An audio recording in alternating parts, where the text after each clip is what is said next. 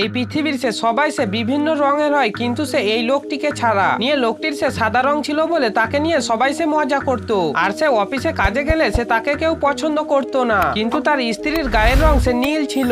আর সে একদিন সে জানতে পারে তার স্ত্রী সে প্রেগনেন্ট। নিয়ে তার স্ত্রী সে পেটে হাত দিয়ে দেখে, আর সে ভাবে আমার বাচ্চা কেমন রঙের হবে। আর তখনই সে তার স্ত্রী সে তাকে জড়িয়ে ধরে নেয়, কিন্তু সে তার খুব চিন্তা হয় যে আমার বাচ্চা কেমন হবে। আর সে তার গায়ের রং সে ঠিক করার জন্য সে অনেক এক্সারসাইজ করে। তারপর হাতের মধ্যে একটি লাল রঙের লাভ আঁকে, কিন্তু সে আবারও সে সাদা হয়ে যায়। নিয়ে তার খুব চিন্তা হতে থাকে, আর সে ঈশ্বরের কাছে যায়। নিয়ে ঈশ্বরের কাছে গিয়ে তার বাচ্চাকে দেখে আর বলে আমার বাচ্চাও তো সাদা হয়ে যাবে। নিয়ে তার গায়ের রং চেঞ্জ করার জন্য সে ডাক্তারের কাছে যায়, কিন্তু সে ডাক্তারেও সে মানা করে দেয়। তারপর ডাক্তারের কথা শুনে সে তার খুব কষ্ট হয়। নিয়ে সে সুইসাইড করার জন্য সে একটি উঁচু বিল্ডিং এ উঠে, আর তখনই সে তার ফোনটি বাজতে শুরু করে। আর সে তার স্ত্রীকে সে হসপিটালে নিয়ে যায়। নিয়ে সে খুব সুন্দর একটি বাচ্চা হয়। তারপর বাচ্চাটিকে সে দেখতে গেলে দেখতে পায় সে তার মতনই সে হয়ে গেছে। নিয়ে তার বাচ্চাটিকে সে কোলে নিয়ে সে খুব কান্না করে। আর তখনই সে একটি অলৌকিক ঘটনা হয়ে যায়। নিয়ে সে পুরো শরীর সে তাদের লাল হয়ে যায়। নিয়ে দুজন মিলে সে লাল হয়ে যায়, আর তার স্ত্রীও সে খুব খুশি হয়ে যায়।